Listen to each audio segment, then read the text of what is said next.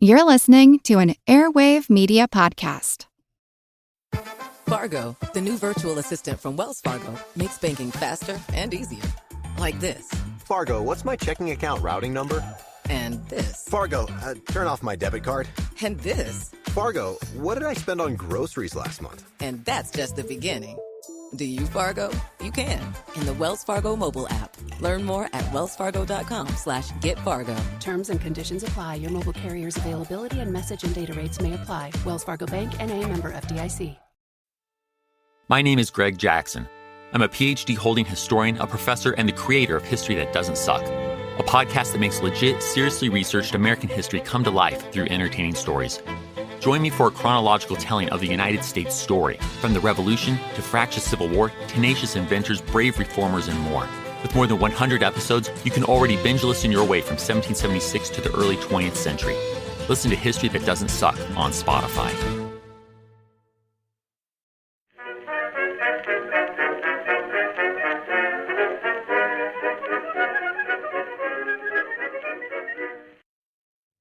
Hello everyone and welcome to History of the Second World War, episode 129, the September Campaign Part 21, The End.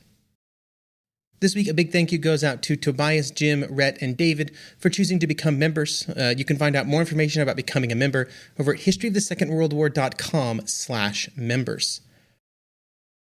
A German invasion was always going to be challenging for Poland to survive. From a military perspective, Poland alone had little chance of successfully defending itself from its larger western neighbor. But the speed of the German advance, and then the combined German-Soviet victory, was still shocking. The Polish military was the fourth largest in Europe in 1939. It had spent years preparing for the German attack, and the attack developed largely as Polish planners had expected. But still, the defense did not end well. By the end of the third week of September, truly organized Polish resistance had ended, and while there were a few more pockets of resistance that would surrender in the final days of September and into early October, these final units would surrender themselves well after there was any doubt in the eventual outcome. During the campaign, both civilians and soldiers all over Poland would be killed, injured, or forced to flee their homes, and the Polish military would be effectively destroyed. This episode will start with a discussion of numbers, before then shifting into an evaluation of the Polish and German military efforts. Next episode, which will be the final on the September campaign series, will cover the political structures of occupied Poland and the efforts of thousands of Poles to continue contributing to the Allied war effort throughout the course of the war. The simplest way to discuss the consequences of the September campaign, or any military campaign, is by looking at casualty figures. For these numbers, we generally have better sources for the German military, with official German reports after the campaign showing roughly 8,800 killed, 5,000 missing, and 30,000 wounded. The numbers still present some challenges, though, and the numbers change based on when exactly the numbers were reported.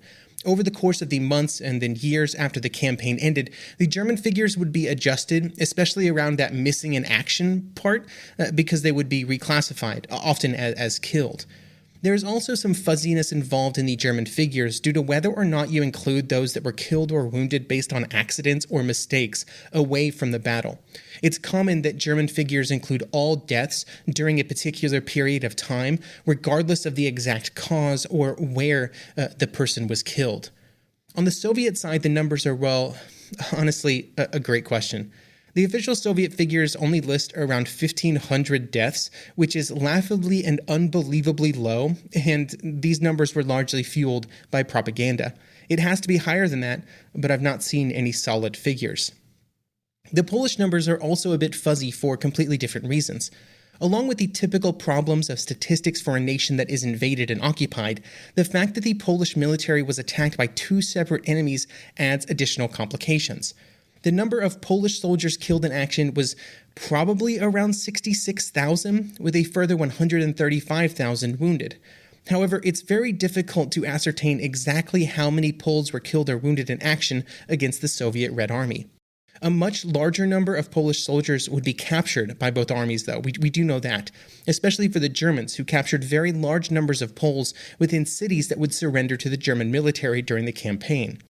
The number of prisoners of war varies wildly depending on your source, with numbers ranging from 775,000 up to above 900,000, with the numbers in most cases split roughly 2.5 to 1 between the Germans and the Soviets. One of the reasons that this number has such a wide range or wide variance is due to the exact classification of soldiers and civilians. How you classify those that surrendered can really change the numbers. Along with the military casualties, there were also thousands of Polish civilian casualties, due both to specific violence against them as well as random deaths caused by artillery or air attack or other causes. It's very likely that the number of civilian deaths was around 100,000 just during the September campaign, so that's September 1st through roughly October 5th, but it could be higher or lower than that number. This is mostly due to the fact that the September campaign was just the beginning of the death and suffering experienced by Poles during the war, with around 5.5 million killed in total during the Second World War. This makes it hard sometimes to know the exact date of death of many individuals, especially during this early period of the war when there was so much war and occupation to come, over 6 years of it. With so many military and civilian casualties, the obvious topic of conversation is an evaluation of the performance of the Polish military. As with any national military, they were charged with defending the state, and in this case, the Polish military was not successful in that goal. There were a lot of challenges that the Polish military faced, starting with simple numbers. The German military was always going to be larger than what Poland could create or sustain. Population and economics were just too much in the favor of the Germans. But there were political requirements that exacerbated this problem, particularly around the political requirement that the Polish corridor be defended. Due to Polish fears that the Germans would invade, occupy the corridor, and then appeal for peace, it was felt that Polish forces had to be dedicated to the defense of that region. And so, just so that basically the Germans were forced to begin military actions that would prompt a Western response, instead of just being able to occupy the area without fighting. This resulted in Army Pomorze and all of the Polish troops closer to the coast being placed in a sacrificial position. It was well known that they would not be able to defend against the German attacks that would hit them from both the east and the west, but that's where they had to be placed. Further south along the Polish-German border, the Polish forces had to be placed closer to the border due to the presence of large population centers near the border like Krakow and Poznan. These cities could not just be abandoned, if only because of the number of Polish soldiers that could be mobilized from their populations in the days and weeks after the start of a war. This concern was amplified due to the late nature of Polish mobilization, making it critical that the larger cities in western Poland be held for as long as possible, with every day resulting in more mobilized Polish forces. All of these concerns pushed the Polish army into what was, on its own, a very bad and overextended position at the start of the campaign. They were weak everywhere, and considering no other factors, it would have been better for them to have positioned all of their troops further east on a shorter line closer to Warsaw and the Vistula. Zooming in a bit on the action, the performance of Polish troops at a tactical level was often quite good, especially during the early days of the campaign before the mass retreats began. As we discussed in several episodes earlier in this series, Polish units were frequently able to repulse German attacks, at least temporarily, and there were many instances where strong Polish positions were only captured due to failure of other Polish units in more exposed positions to hold off the German attack on the left or right flank of those stronger positions. Along with the actions of Polish soldiers, Polish anti-tank and artillery forces also did quite well. Their numbers were just too low to make a major difference in the campaign. As with any military campaign which results in defeat, there was no shortage of criticism for the leader of the Polish army, Marshal Edward Rydz-Śmigły. I think there are criticisms that are both very fair and probably unfair of Rydz-Śmigły. In the unfair category is anything related to army positioning or objectives. As just discussed, there were political requirements that largely dictated which pieces of Poland were and were not defended. These requirements simply spread the Polish army too thin.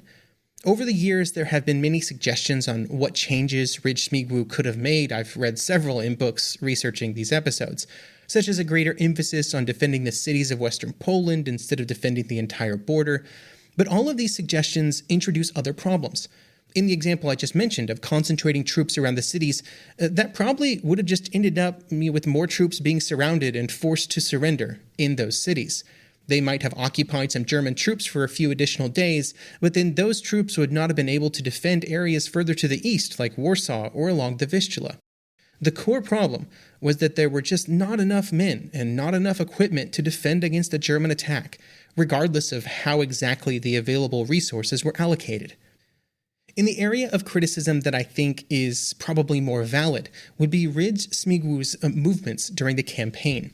He would choose to evacuate Warsaw on the night of September 6th and begin a series of movements that would result in the Polish General Staff being on the move for the next 12 days before they crossed into Romania on September 18th.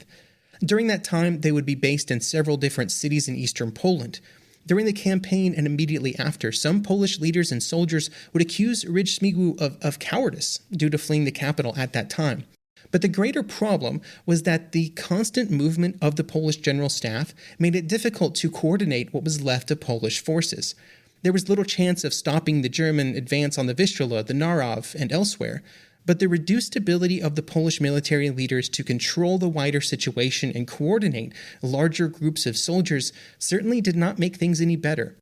I think another valid criticism of Rydz Śmigłow is that he was overall too focused on retreat after the opening days of the campaign, putting a much greater emphasis on retreating east and south rather than in any kind of proactive action against the German invaders. One of the biggest examples of this was Army Poznan, where General Kutrzeba wanted to counterattack with Army Poznan, which was largely left alone by the German invaders, but he was ordered to continue the retreat. General Kutrzeba would then set the opposite example on the Bzura with a counterattack that was launched days after Rydz Śmigłow evacuated Warsaw, when he had lost touch, with the events at the front.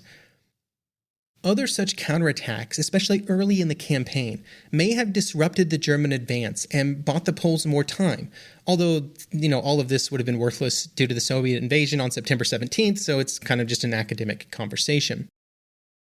These types of criticisms would follow Rydz Śmigłow into exile in Romania. After the Polish government and military leaders crossed the border, Romania changed its policy and started to restrict who it would let transit through the nation and out into the rest of Europe. The Poles had counted on the Romanians letting civilians and soldiers leave Romania for other areas of Europe. Specifically, they wanted to go to France.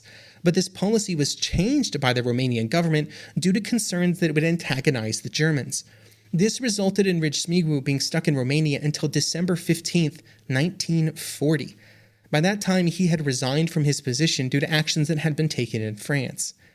After the results of the September campaign, Rydz Śmigłow was not a popular figure among Polish leaders in exile.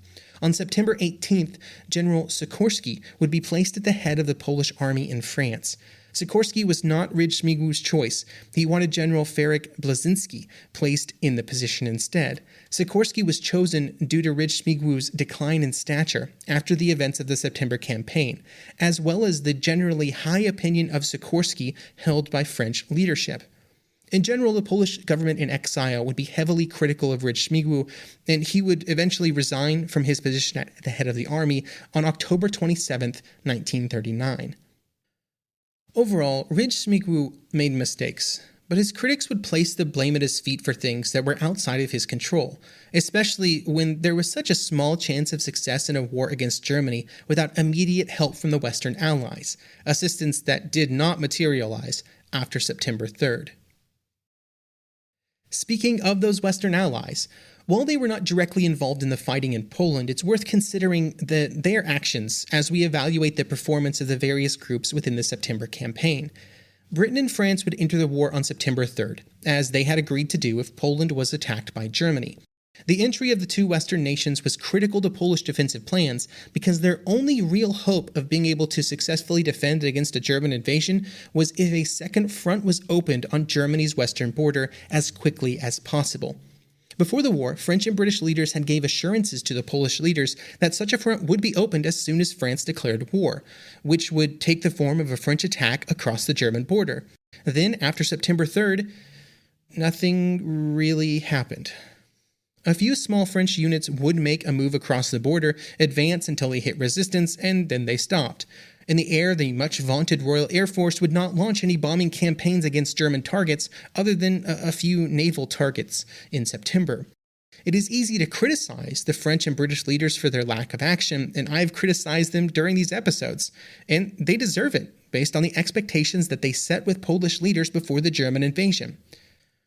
But if we look forward a bit to the events of May and June 1940, what becomes very clear is that the ability of the French and British militaries was far less than what was expected of them before September 1939, both by themselves, their allies in Poland, and also their enemies in Germany.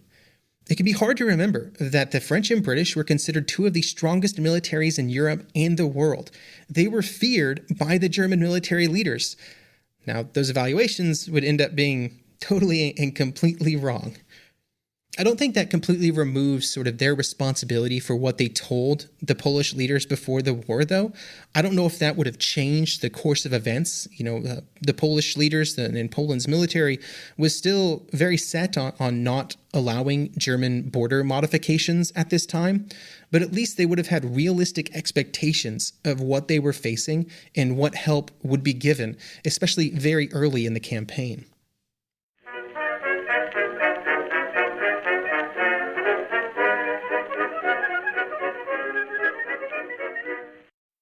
Fargo, the new virtual assistant from Wells Fargo, makes banking faster and easier. Like this. Fargo, what's my checking account routing number? And this. Fargo, turn off my debit card. And this. Fargo, what did I spend on groceries last month? And that's just the beginning. Do you Fargo? You can in the Wells Fargo mobile app. Learn more at wellsfargo.com/getfargo. Terms and conditions apply. Your mobile carrier's availability and message and data rates may apply. Wells Fargo Bank, N.A., member FDIC. All you need is a few minutes to start your day off with something historic when you listen to the This Day in History podcast. Every day there's a new episode for you to listen and learn about what happened that day way back when. Today could be the day a famous mobster met their end, or the first milestone for humans in space. Who knows what history today holds? Find out when you listen and subscribe to This Day in History wherever you get your podcasts. That's This Day in History wherever you get your podcasts.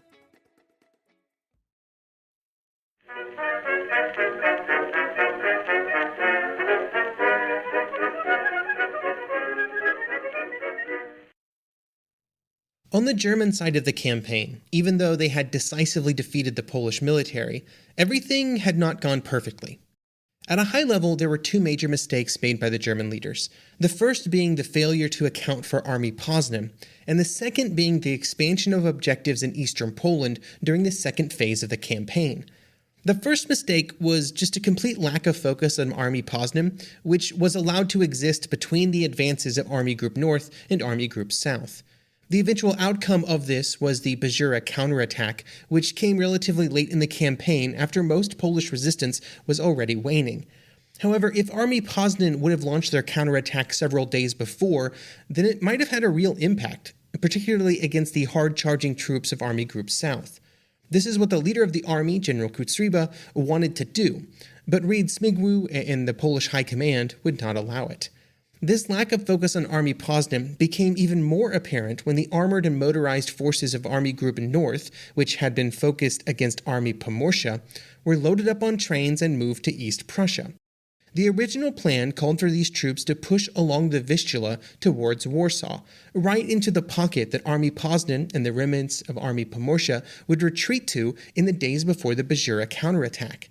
When these German troops were instead moved east, there were no German units capable of overtaking the retreating Polish units, and so they were allowed the breathing space to regroup and prepare for their attack. The troops were moved due to an expansion of German goals. No longer satisfied with a direct pincer on Warsaw, the northern pincer was extended hundreds of kilometers to the east to capture more territory with an accelerated timeline. This would also take several armored and motorized divisions out of the German effort for almost a week while they were repositioned. They were then sent off chasing Polish forces in eastern Poland, in many cases even crossing the demarcation line of what was going to be Soviet territory. Neither of these mistakes would cost the Germans the campaign, but that was due to the inability of the Polish forces to capitalize on the German mistakes, not that they weren't mistakes by the Germans. In the end, they ended up being gambles that paid off. The Luftwaffe would lose 285 aircraft over Poland, with about that many damaged, while the Polish Air Force would lose about 325 aircraft during the campaign, just as a comparison. Most of the Polish Air Force was destroyed, but not on the ground as the Luftwaffe attempted to do during the early days of the campaign, and instead the limited number of Polish fighters and bombers that were available would be able to remain active throughout the campaign. Eventually almost 100 would be able to fly across the border to Romania. Some aircraft of the Germans performed quite well during the campaign, like the Bf-110C, while others would see their shortcomings sort of decrease their ability to be effective over Poland. This was particularly the case with the Bf-109E, which had a very limited range, and so the Germans found it really challenging to keep the Bf-109 within operational range of the German advance due to how quickly the line advanced sort of beyond its comfortable range from the airfields that existed at the time. The Luftwaffe would prove to be particularly effective in their attacks against retreating Polish formations, with both bombing and strafing of Polish military columns, greatly disrupting the attempts of Polish units to retreat while still sort of maintaining some kind of order while the advancing German ground forces were pursuing them. The Luftwaffe would be significantly less effective in their attempts to execute strategic bombing campaigns against Polish cities, particularly Warsaw. They certainly caused damage. There can be no denying that, to both the city and to the Polish civilians who, lived in that city. But the Luftwaffe was unable to bomb the city into submission as it hoped to do. This is again another area where I think the criticisms of the Luftwaffe should be considered against the just general misunderstanding of what was required to execute a successful bombing campaign during this time period. Undoubtedly, the most famous part of the Polish campaign is the use of German armored forces and their role in the fighting. In several areas, these troops performed very well, particularly in the advance of the 10th Army from Łódź and then on to Warsaw, and then also those forces in eastern Poland. After they pushed through the Polish resistance on the Narów, they were able to, cover a lot of distance very quickly. But these quick advances revealed a few challenges that the panzer divisions would have to resolve in future campaigns if they wanted to translate their success into those other campaigns.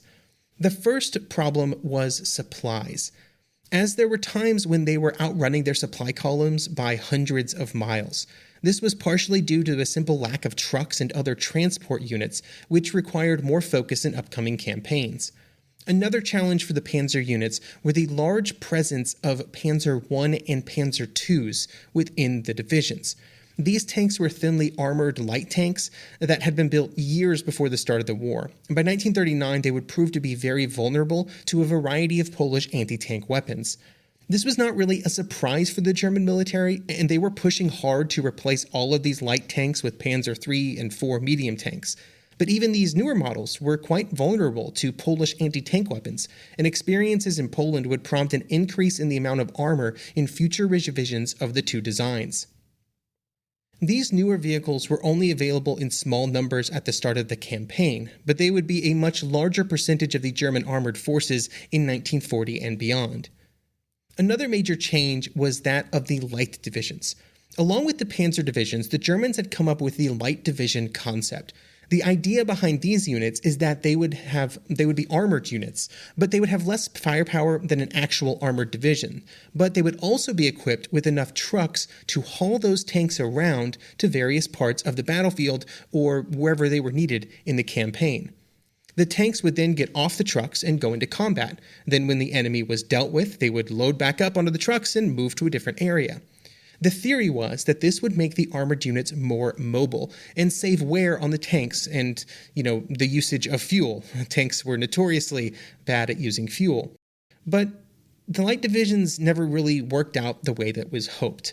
It was found that it was difficult to make use of the theoretically greater mobility of these units, and that their lack of firepower was a serious problem.